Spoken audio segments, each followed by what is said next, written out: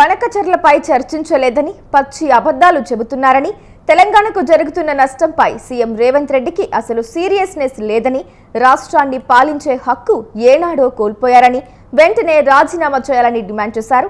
బనకచర్ల వల్ల ఆంధ్రప్రదేశ్కు కూడా లాభం లేదని, కుట్రపూరితంగా కాంట్రాక్టర్ల కోసం చేపడుతున్న ప్రాజెక్టు అని అన్నారు.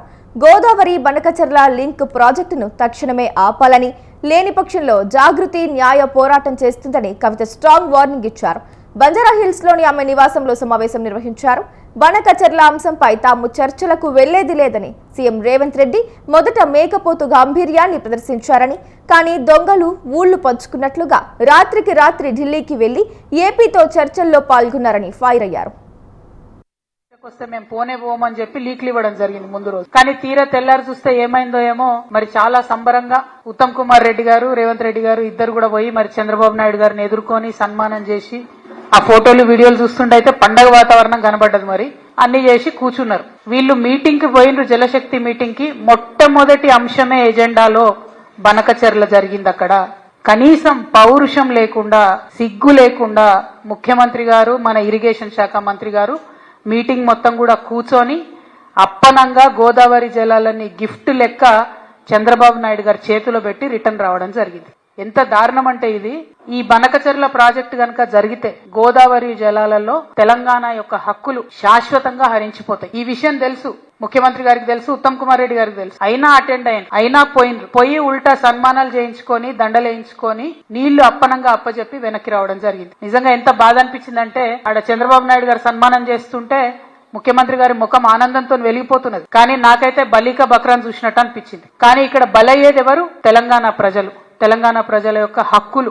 గోదావరి నదీ జలాల్లో శాశ్వతంగా హక్కులు కోల్పోతాం. తెలంగాణ ప్రజల హక్కులన్నింటినీ చంద్రబాబు నాయుడు గారి కాళ్ల దగ్గర తాకట్టు పెట్టి రావడం తప్పితే ఈ మొత్తం అంశంలో రేవంత్ రెడ్డి గారు సాధించినటువంటి విజయం అనేదే లేదు.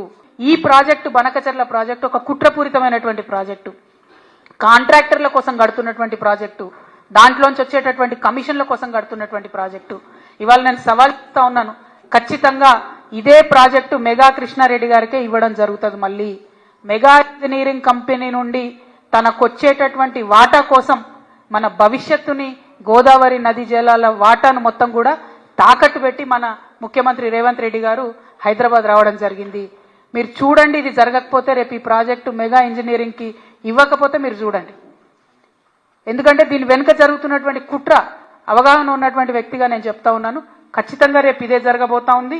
ముఖ్యమంత్రి గారు అక్కడికి పోయింది మెగా కంపెనీ కోసం. మెగా కంపెనీలో 85,000 కోట్ల ప్రాజెక్టులో ఆయనకు వచ్చేటటువంటి వాటా కోసం పోయిన తప్ప ఇంకో దానికి పోలే. Central water commission, Godavari river management board, Polavaram project authority, ఇవన్నీ కూడా Banakacherla project pre feasibility report అని ఉంటుంది, దాన్ని రిజెక్ట్ చేసినాయి. అయినా ఎందుకు పోయినరు? అయినా ఎందుకు కూర్చున్నారు? మళ్ళీ బయటకు వచ్చి ఏం చెప్తారు ముఖ్యమంత్రి గారు? ఇదంతా ఉట్టిదే, అనఫిషియల్, ఇది అనఫిషియల్ మీటింగ్ అంటారు. అసలు అనఫిషియల్ మీటింగ్ ఎందుకు? మరి అనఫిషియల్ మీటింగ్ ఇద్దరు రాష్ట్రాల ముఖ్యమంత్రులు, ఒక జలశక్తి, కేంద్ర జలశక్తి మంత్రి ఉంటాడు, దానికి అఫీషియల్ గా పిఐబి ఇస్తుందా రిపోర్ట్? అంటే అఫీషియల్ గానో అనఫిషియల్ గానో మొత్తానికైతే చంద్రబాబు నాయుడు గారి ఎజెండా ఇంప్లిమెంట్ చేయడానికి పోయినరు తప్పితే ఇంకోటి కాదు అన్న విషయం ఇవాళ తెలంగాణ ప్రజలందరూ కూడా గమనించుకోవాలి. ఈయన చంద్రబాబు నాయుడు గారికి సద్ది మోస్తున్నాడు, తెలంగాణ బిడ్డలనేమో ఎండబెట్టేటటువంటి ప్రయత్నం చేస్తున్నాడు. ఈ వైఖరిని మేము తీవ్రంగా విమర్శిస్తా ఉన్నాం. బయటకు వచ్చి ప్రెస్ మీట్ పెట్టి దారుణంగా మన ముఖ్యమంత్రి గారు బుకాయిస్తున్నాడు, ఆయన బొంకుతున్నాడు. అరే జరగనే లేదు, వాళ్ళు అడిగితే కదా మేము కట్టేది. ఎంత దారుణం ఇది! ఇంత సిగ్గులేనితనం ఉంటుందా? ఇంత ఘోరం ఉంటుందా? ఇంత అన్యాయం ఉంటుందా? జరిగింది వాస్తవంగా. అక్కడ అంతమంది సీనియర్ ఆంధ్ర ఇంజనీర్లు ఉన్నారు, ఇక్కడ సీనియర్ తెలంగాణ ఇంజనీర్లు ఉన్నారు. జరుగుతున్నటువంటి నష్టమేంది? మీరు ప్రదర్శిస్తున్నటువంటి వైఖరేంది? ఇంత నాన్ సీరియస్ గా ఉండేటటువంటి ముఖ్యమంత్రికి నిజంగా మన రాష్ట్రాన్ని పరిపాలన చేసే హక్కే లేదు. ముఖ్యమంత్రి గారు తక్షణమే రాజీనామా చేయాలని ఈ సందర్భంగా నేను డిమాండ్ చేస్తా ఉన్నాను.